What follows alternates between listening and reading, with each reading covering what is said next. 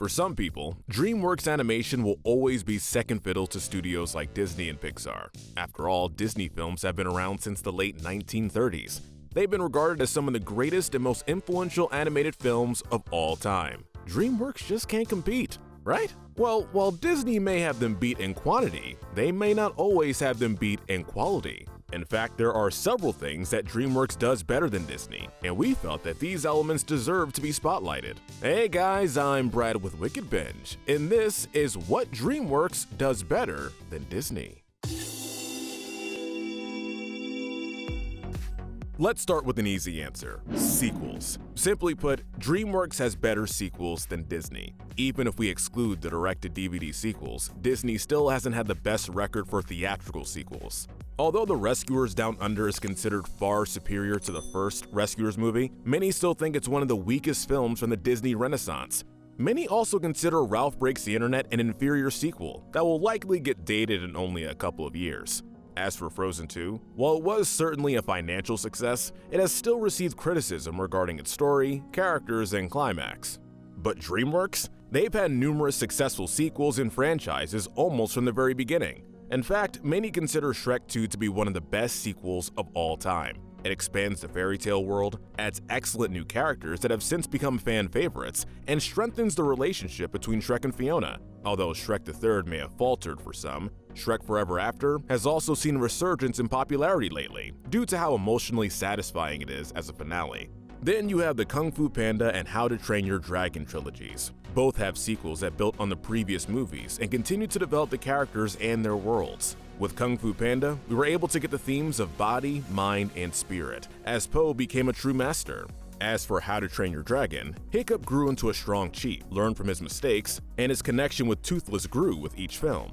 While we know sequels are mostly made with the bottom line in mind, they don't feel like cash grabs because the stories are so well developed and add so much. Even sequels to films like Madagascar, Trolls, and the Croods add something worthwhile or interesting. In the case of Madagascar, the movies are entertaining. The fact that Dreamworks has created several successful franchises without having any unifying brands like Disney does is very impressive. Moving on to the elements of most Dreamworks movies, their protagonists are more relatable. When you think of Disney protagonists, you're likely to think of either a strong hero, a kind princess, or a cute talking animal. Nothing wrong with those protagonists, and you can find ways to relate to them. Still, most Disney protagonists tend to fit into those archetypes that some may find boring or played out. But Dreamworks will often think more outside the box, and not just in terms of character designs, but also the backstories, personalities, arcs, and desires. This is also something that was seen from the studio since the beginning. Shrek, for example, was an outcast that, while satisfied with being alone, was still lonely and secretly hurt that everyone saw him as a monster. He had to not only learn to open up, but see himself as someone who could be a hero, even if he didn't look like one. Po was a kung fu fanboy, but struggled with feelings of self-worth and the desire to be more than just a fat panda, only to figure out that he could still do the things he wanted to do without changing himself. He found value in his own way of fighting and doing things. Megamind was also someone who struggled with both social and personal perspectives, deciding to take up the role that he was pushed into, before eventually deciding to better himself and see himself beyond the title of villain. Dreamworks films can get deep. There are some strong female protagonists in the Dreamworks catalog too, from Genormica to Princess Fiona to Ginger and many others. What makes it so easy to relate to Dreamworks protagonists is they don't seem like the typical heroes and heroines. They're scrawny and dorky and goofy and weird. And that's why we love them, because they remind us so much of ourselves and the struggles we may face. Oh, we like an underdog being able to rise up and prove themselves, not just because of their role or title, but because that's what they want to do. Many of their personal struggles are stuff that we can all relate to.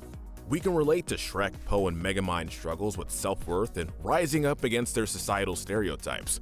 We can relate to Genormica, dealing with a partner who doesn't respect us and finding our own inner strength to be independent. We can relate to Hiccup wanting to earn the respect of his father and village. We understand Mr. Peabody's need to be a protective father. Or we just totally get Ginger's desire for freedom. Obviously, not every Dreamworks protagonist is going to be easy to connect to. It's difficult, especially if it's someone like Oscar from Shark Tale or O from Home, who may be seen as just annoying or a total jerk. But for the most part, the personalities, goals, and struggles of many Dreamworks protagonists stick with audiences of all ages. Another fun quality in Dreamworks movies is the variety found in the stories that the studio likes to tell. Granted, this variety can make for some strange concepts, but that's the fun of it. You never know what you're gonna get with Dreamworks. This can range from unique characters to a unique setting to a bonkers concept. I mean, where else are you gonna get a story about a bee trying to sue the human race for stealing honey, or babies running a secret business operation, or a snail racing movie, or chickens trying to escape from their farm like it was a prison break? How about a parody of fairy tales, or a loving tribute to kung fu action films? Time travel movies, sci-fi movies, a movie where childhood myths form a superhero team. It just goes on. And maybe Dreamworks isn't the only one to tell a story from the villain's perspective. However, they still do it in a completely different way from Illumination's Despicable Me. These concepts may not always work. Some may find them entertaining, while others may roll their eyes or think they're too weird. But in our opinion, you have to at least respect them a little for trying. It isn't always easy trying something out of the box, and in some cases, it can backfire. In a lot of instances, Dreamworks hits more than it misses, and many of their stranger films at least have good meme material, which is always fun. While you may find similar story beats or jokes in Dreamworks films, no two films in their catalog are exactly the same. Like we said earlier, there's no genuine brand that Dreamworks has that they can rally around, like Disney with their princess or animal movies. They may have their franchises, but that's only a small handful of films. A majority of Dreamworks films are either an original idea or a film based on a book, and they have a Dreamworks twist to it, like Boss Baby, Rise of the Guardians, or Captain Underpants. We should also mention the art style.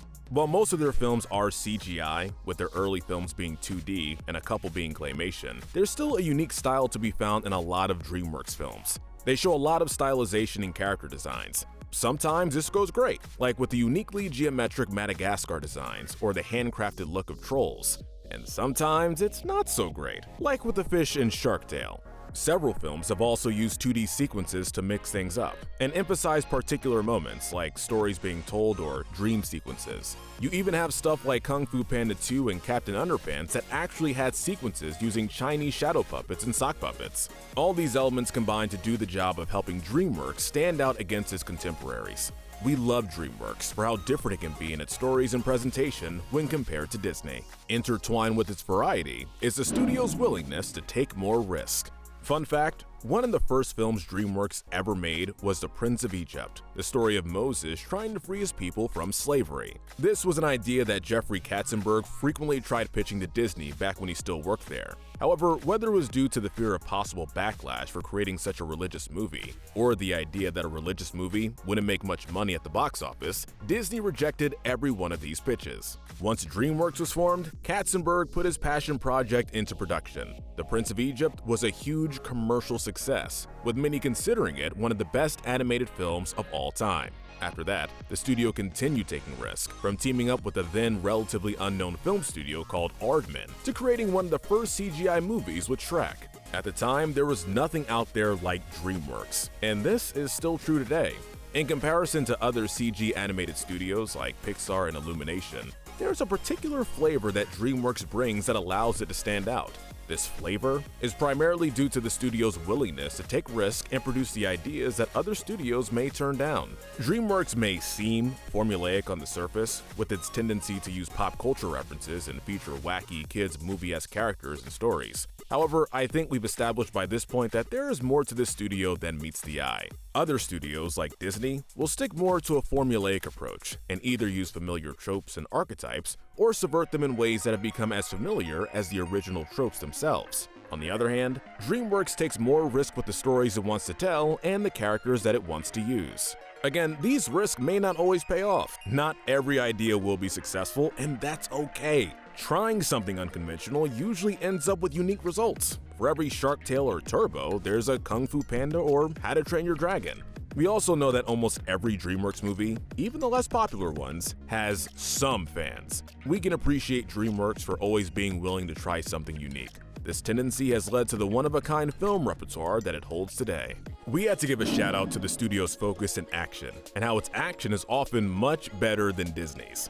Disney only started really including action set pieces in its films in the 2010s, with films like Big Hero 6. But DreamWorks has had a focus on action since the beginning. Who could forget the scene in the first Shrek movie, where Shrek took out an entire group of knights in a wrestling match-style fashion with Joan Jett's bad reputation blaring in the background? So awesome. This quality in its films has only grown over time. Sometimes you'll get the slapstick and the more cartoony action, like in Madagascar or Captain Underpants. You're able to appreciate it for its awesomeness, as well as its humor and timing. Then you'll get action that's more of a spectacle, like the dragon fights in the How to Train Your Dragon series, the climactic battles in Rise of the Guardians, or the final showdown between Megamind and Titan. Watching these sequences is entertaining, but you're also on the edge of your seat and can feel the impact of each hit or punch. But we all know that the DreamWorks' best action scenes are found in the Kung Fu Panda trilogy. These films balance comedic and serious action perfectly, all of which is expertly choreographed, making for an epic moment after epic moment. Master Shifu's battle with Tai Lung is as impressive as it is heartbreaking. At the same time, all of Po's battles are incredibly entertaining, while also being crafted in a way that makes his wins believable. And then you have the bridge fight between Tai Lung and the Furious Five, which is often regarded as one of the best fight scenes ever created in a CG movie. DreamWorks know their action scenes. They know how to properly choreograph them and how to apply them in a story, whether that's to add some drama or add in a few laughs. Finally, we come to what may be our most divisive point, but one that we see as a net positive in DreamWorks' favor. DreamWorks films have better jokes. Oh, nothing, Master Shifu. We know that not everyone may agree with us on this one, but please bear with us. Disney has never really been known for its comedy. That's not to say their films are lacking any humor. They will have jokes, and usually a silly sidekick or two, like the genie or the Notre Dame gargoyles. However, comedy is not what Disney is best known for. They're more known for their musical numbers, sense of magic, and killing off the main character's parents. The only time they tried to do a pure comedy film was with The Emperor's New Groove, which, while liked by many, was seen as a commercial failure in the box office. It's only been in the last 10 years or so that Disney has tried to be funnier, while still keeping a focus on the usual Disney tropes. But much like having a sense of action and a cast of unique yet relatable characters, comedy has been part of DreamWorks' bread and butter for years. Unfortunately, the stereotype these days is that DreamWorks humor only amounts to pop culture references and gross-out jokes. We argue this is an unfair generalization. For one, even if a few of their movies do feature these jokes, it's unfair to label them all as bad, especially when they're what made films like Shrek so popular in the first place. It doesn't matter what kind of joke it is, if it's done well, it can still be funny to kids and adults alike. There's a reason why people can still find films like Shrek, Madagascar, and Over the Hedge just as funny as they did when they were children. Additionally, many praise Captain Underpants for its use of potty humor. We say this in a sense that it was able to capture the feel of the original Captain Underpants books perfectly, along with providing hilarious jokes in general. We're sure that Disney wouldn't have been able to pull that off. Additionally, there are many other styles of jokes that DreamWorks uses. We've already mentioned their familiarity with slapstick. There are also plenty of dialogue and situational jokes that DreamWorks has also used in the past. A film like Mr. Peabody and Sherman was even able to make historical references and jokes funny. They even make an Oedipus joke while the characters were in Greece, which we're sure got a chuckle out of a few people. Thanks to the internet and memes, DreamWorks has built a reputation of having strange, wacky, and nonsensical humor that is still done well. It can be hard to explain why some of the jokes in B-movie work, but some hit the right spot, where it's ridiculous and hilarious. I'm helping him sue the human race. As a result, these jokes and quotes tend to stick in people's minds, thus being memorable. Of course, all this is subjective. You may not agree with our reasons, and that's okay. Whether or not you consider DreamWorks to be the best animation studio, you can't deny that the studio has done amazing things and has a lot to offer. From the fun animation to the action and epic moments, to the lovable characters, to the stories that we'll never forget, there is a lot to enjoy. DreamWorks may have started out to compete with Disney, but it has since become a studio that can proudly stand tall on its own. Alright guys, that's the list. What do you think of our reasons? Do you agree? Let us know in the comments what you think DreamWorks does better than Disney. Be sure to hit that notification bell and take a look at some of our playlists. But most importantly, stay wicked.